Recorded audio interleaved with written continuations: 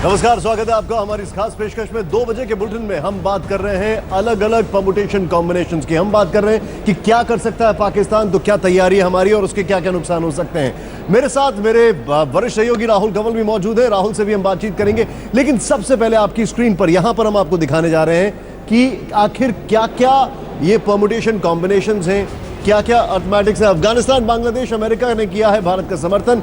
Surgical strike के बाद क्या क्या हुआ है, भारत ने सेल्फ डिफेंस में सर्जिकल स्ट्राइक की है। अफगानिस्तान ने कहा है, पाक पीएम नवाज शरीफ ने कहा है कि हम युद्ध नहीं चाहते हैं, हम पर खतरा मंडराएगा तो देंगे माकूल जवाब, ये नवाज शरीफ ने कहा है। जो सर्जिकल ऑपरेशन में आतंकी मारे गए उनकी संख्या है करीब 50। सैटेलाइट तस्वीरों के जरिए यह खुलासा हुआ है। सर्जिकल स्ट्राइक की तस्वीरें नहीं जारी करेगा भारत, ये एक स्टैंड लिया जा चुका है। एनएसए रॉ के साथ गृह मंत्री राजनाथ ने एक बैठक बुलाई है। खुफिया एजेंसी ने दिल्ली पर जताई बड़े हमले की आशंका, यानी कि स्लीपर सेल्स एक्टिवेट करके ये कोशिश की जा सकती है कि भारत के ऊपर हमला किया जाए अलग अलग जगह, जिसको कहते हैं हम एक प्रॉक्सी वॉर जो पाकिस्तान का है उसके तहत। दिल्ली पर 48 घंटे के अंदर बड़े हमले की आशंका, यानी कि 2008 की क्या फिर से पुनरावृत्ति हो सकती है। इस्लामाबाद में नवाज शरीफ कर रहे हैं कैबिनेट की बैठक। पाकिस्तान में हड़कंप मचा हुआ इस वक्त के बड़े अपडेट्स हैं। पाकिस्तान से लगी सीमा पर एक्शन में है फौज। जम्मू कश्मीर, पंजाब, राजस्थान में खाली कराए गए हैं सरहदी गांव, काफी बड़ा दायरा है वहां पर। और ये जो तस्वीरें आपके सामने है, दिल्ली में सुरक्षा समीक्षा की बैठक हो रही है।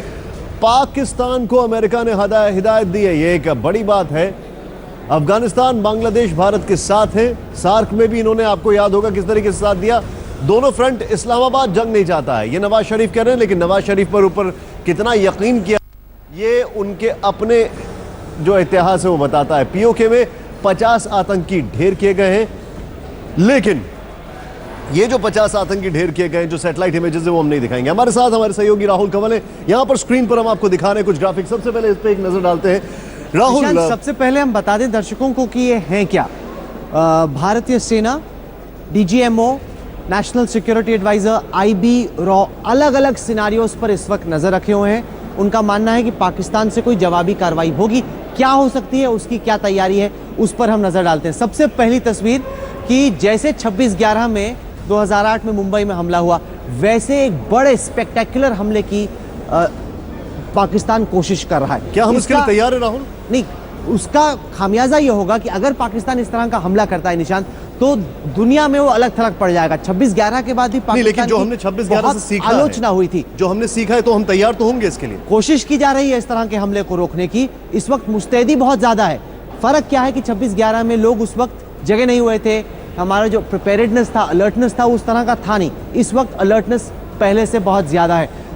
इसमें नुकसान पाकिस्तान को, फॉल आउट ये हो सकता है कि पूरी दुनिया में पाकिस्तान एक तरीके से अलग सा पड़ सकता है, लेकिन माना यह जा रहा है कि इसकी पॉसिबिलिटी काफी हाई है। इसको बहुत नकारा नहीं जा रहा, काफी गंभीरता से लिया जा रहा है। एक ऐसा सिनेरियो जिसमें भारत में कहीं पर भी किसी बड़े शहर में एक स्पेक्टेकुलर स्ट्राइक, 26/11 जैसे हमले की कोशिश पाकिस्तान कर सकता है। यह है पहली तस्वीर। दूसरी तस्वीर जो है राहुल, वो क्या करेगा? पहले तो आपने बताया 26/11, हालांकि इसके बाद हमने काफी कुछ सीखा। कश्मीर में सैन्य ठिकानों पर हमला, जैसा पुंछ में हुआ, उरी में हुआ, इसमें डिनाइबिलिटी पाकिस्तान को बहुत है। डिनाइबिलिटी मतलब पाकिस्तान कह सकता है कि नहीं, इसमें हमारी सेना इन्वॉल्व नहीं थी, इसमें पाकिस्तान के नागरिक इन्वॉल्व नहीं थे। कश्मीर में आपका अंदरूनी एक मसला है और वहां पे इस वजह से ये चलता रहता है, ये आप ही के लोगों ने किया, हमारा इससे कोई लेना देना नहीं। तो ये है पाकिस्तान की सोच इसको लेके। लेकिन इसका जो दूसरा खामियाजा है वो ये कि कहीं ना कहीं वो एक मैसेज देना चाहता है कि हमने बदला लिया, हमने एक बड़ी कार्रवाई की। अगर जम्मू कश्मीर में किसी मिलिट्री इंस्टॉलेशन पे ऐसा हमला होगा, तो जैसे 26/11 के बाद पाकिस्तान ने एक मैसेज भेजा, वैसा वो मैसेज भेज नहीं पाएगा। तो ये है कहीं ना कहीं इस तरह के हमले को करने का खतरा। प्लस इस वक्त मुस्तैदी बहुत ज्यादा है। राहुल, ये जो दोनों चीजें आपने बताई, पहला और दूसरा, अगर पाकिस्तान आर्मी की बात की जाए तो उनके लिए सबसे महत्वपूर्ण चीज यह है कि उनकी जो डोमेस्टिक ऑडियंस है उसको एक मैसेज देना जिसके सामने पाकिस्तान आर्मी की साख गिरी है। इन दोनों से वो मैसेज शायद नहीं जा पाएगा। मैसेज जाएगा, लेकिन इस वक्त इस तरह के ऑपरेशन को निशांत एग्जीक्यूट करना मुश्किल है, क्योंकि भारत की पूरी फौज बहुत मुस्तैद है। आप तब घुस सकते हो, उरी में लोग सो रहे थे, आप घुस गए, आपने हमला कर दिया, हमारे 19 जवानों को शहीद कर दिया। इस वक्त फौज की मुस्तैदी हाई अलर्ट पे, सबसे ज्यादा रेड अलर्ट पे, यानी कि इस वक्त इस तरह के ऑपरेशन को कर पाना जितना अमूमन होता है उससे ज़्यादा मुश्किल है। तो ये है दूसरा सिनारियो, दूसरी तस्वीर जिस पर बहुत पैनी नज़र रखी जा रही है। लोगों का मानना है कि एक हमला ज़रूर करने की पाकिस्तान कोशिश कर सकता है। तीसरा जो तस्वीर है वो ये है कि पाक करेगा LOC पर सीजफायर उल्लंघन बढ़ाएगा। ये तो शुरू हो गया है।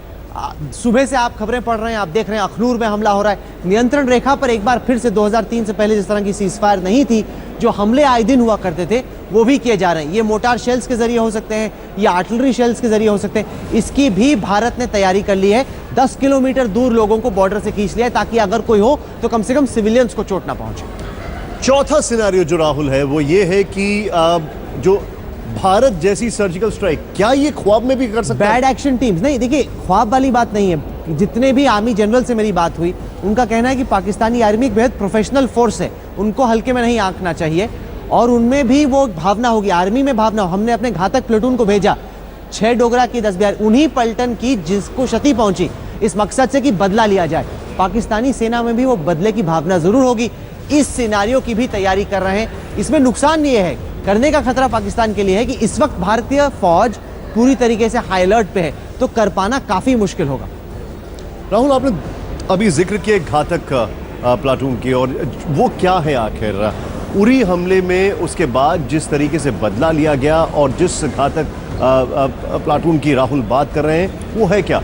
आइए देखते हैं।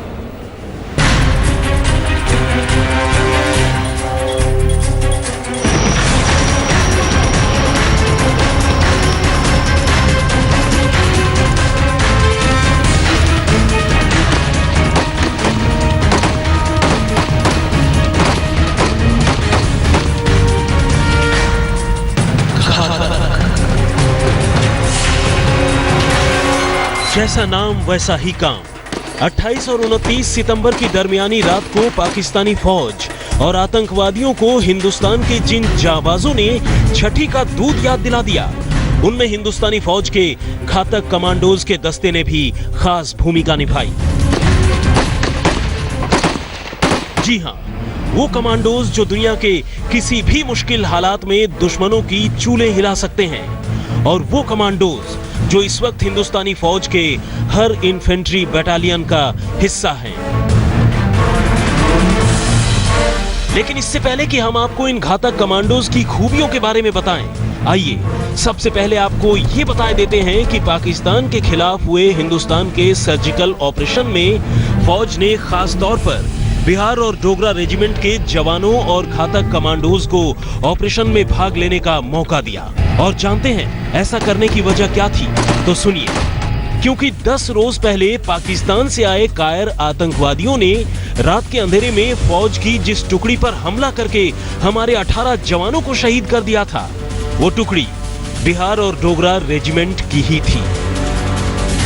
वैसे तो इस हमले के बाद पूरा देश ही बदले की आग में बुरी तरह झुलस रहा था, लेकिन सबसे ज्यादा तकलीफ तो उन 2 रेजिमेंट की थी जिन्होंने अपने साथियों को उरी हमले में खोया था। ऐसे में दुश्मनों से बदला लेने का पहला हक भी शायद उन्हीं को था, और फौज के आला अफसरों ने उन्हें इस हक से महरूम नहीं रखा, बल्कि बिहार और डोगरा रेजिमेंट को ही अपने साथियों की शहादत का बदला लेने का पूरा मौका दिया गया। और स्पेशल ट्रेनिंग के साथ ये शायद फौजियों के दिलों में धधकती आग ही थी, जिसकी बदौलत हिंदुस्तानी जांबाजों ने एक ही झटके में 38 आतंकवादियों समेत 40 दुश्मनों को मौत की नींद सुला दिया। लेकिन हिंदुस्तान के इस बेहद कामयाब ऑपरेशन में शामिल रहने वाले घातक कमांडोज के बारे में जानना भी कम अहम नहीं है। देखिए, हर इन्फेंट्री बटालियन में कुछ चुनिंदा लोग जो हैं फिजिकली बहुत फिट, शूटिंग में अच्छे, फील्ड क्राफ्ट में अच्छे, इनको चुनकर एक प्लेटून बनाई जाती है। लगभग 30-35 लड़के होते हैं, एक जेसीओ और एक यंग ऑफिसर आमतौर पर।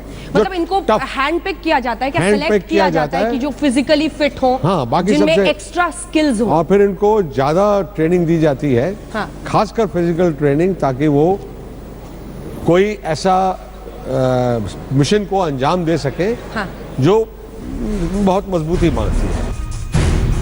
घातक कमांडोज की हर इन्फेंट्री बटालियन में करीब 20 जवानों की एक प्लाटून होती है, जिनमें एक कमांडिंग कैप्टन और 2 नॉन कमीशन ऑफिसर शामिल होते हैं। कर्नाटक के बेलगाम में इन कमांडोज की खास ट्रेनिंग होती है। ये तमाम तरह के हथियार चलाने में तो माहिर होते ही हैं, पहाड़ से लेकर समंदर और आग के बीच भी काम कर सकते हैं। जाहिर है घातक प्लाटून का नाम इन्हीं वजहों से घातक है और हिंदुस्तान की तरफ से पाकिस्तान में किए गए सबसे ताजा सर्जिकल ऑपरेशन में भी घातक ने ही अपनी मौजूदगी का एहसास कराया है। आज तक ब्यूरो। वाकई में गर्व होना चाहिए हमें ऐसी अपनी फौजों पर, ऐसी टुकड़ियों पर जो इतना बड़े काम को अंजाम देती है। राहुल इस वक्त हमारे साथ है। हम ऑप्शंस की बात कर रहे हैं पाकिस्तान की तरफ से। पांचवा ऑप्शन क्या है राहुल? यहां पर कश्मीर में आतंकी हरकतें बढ़ाना। हमने ऑफ जिब्राल्टर में 1965 में देखा कि एक के बाद एक रजाकारों का दल भेजा जा रहा था। कोशिश ये थी कि कहीं ना कहीं कश्मीर में अनरेस्ट हो जाए, लगे कि कश्मीर एकदम भारत के हाथ से निकल रहा है। कई सारे आतंकवादियों की एक वक्त पे ट्रेनिंग चल रही होती है। सोचे कि इन सारे आतंकवादियों को बोला जाए कि चलिए अब आपकी ट्रेनिंग खत्म, आप इंडिया में जाइए, आतंक फैलाइए। तो ये कोशिश भी पाकिस्तान कर सकता है। इसमें खतरा ये है कि जैसे ही आतंकवादी भारत में आने की कोशिश करेंगे तो भारत की सेना इन्हें रोकने की कोशिश कर सकती है। लेकिन सोच इसमें दुश्मन सेना की ये हो सकती है कि क्या वो भारत में, कश्मीर में खासतौर से ऐसी परिस्थिति पैदा कर दे कि आपको न केवल नियंत्रण रेखा पर लड़ना पड़े बल्कि हिंटरलैंड में भी लोगों को लगे कि स्थिति काबू के बाहर निकल रही। इस मकसद से भी, इस मंशा से भी पाकिस्तान इस गर्मी में नहीं तो अगली गर्मी में सोच सकता है। ये भारत की सेना की, हमारे एनएसए में जितने भी लोग हैं उनकी सोच है। राहुल, एक सवाल है मन में बार बार आ रहा है कि जनरल राहीफ शरीफ के रिटायर होने से पहले वो चाहेंगे कि कुछ बड़ा कारनामा करें, तो क्या ये समझा जाए कि उनके पास टाइम बहुत कम है? ये बात आपकी सही है। 1.5 महीने में रिटायर होने वाले हैं, उनकी इज्जत का सवाल है ये। अगर उन्होंने कुछ नहीं किया, अब तक वो सबसे लोकप्रिय आर्मी चीफ्स में हैं, उनके लिए भी कुछ ना कुछ करना बहुत जरूरी है। फिलहाल वक्त के एक छोटे से ब्रेक, आप कहीं मत जाइए। हम अलग अलग परमुटेशन कॉम्बिनेशन की बात कर रहे हैं और हमारे जितने भी दर्शक हैं उनको एक चीज समझनी होगी कि आप अफवाहों पे ध्यान न दें। कोई भी इंफॉर्मेशन आती है वो ऑफिशियल सोर्स से आपके पास आ ही जाएगी। अफवाहों पे कतई ध्यान न दें। वक्त एक ब्रेक का। अलग अलग कॉम्बिनेशंस, अलग अलग परमुटेशन कॉम्बिनेशंस हम आपको बता रहे हैं और यहां पर सबसे बड़ी बात यह है कि अब होगा क्या। लेकिन राजनीति के लिहाज से अलग अलग बयान आ रहे हैं। राहुल गांधी क्या कह रहे हैं सर्जिकल स्ट्राइक्स पे, आइए देखते हैं। धन्यवाद देना चाहता हूं कि उन्होंने 2.5 साल में पहला एक्शन लिया है जो प्रधानमंत्री के लायक एक्शन, और मेरा उनको पूरा समर्थन है। और पूरा हिंदुस्तान, कांग्रेस पार्टी, पूरा हिंदुस्तान उनके साथ इस बात में खड़ा हुआ है। उफ, गिनती कमजोर लग रही है। थोड़ा बोल रहे हैं 2.5 साल में पहला एक्शन लिया। पिछले साल म्यांमार में जो किया था उसका क्या हुआ?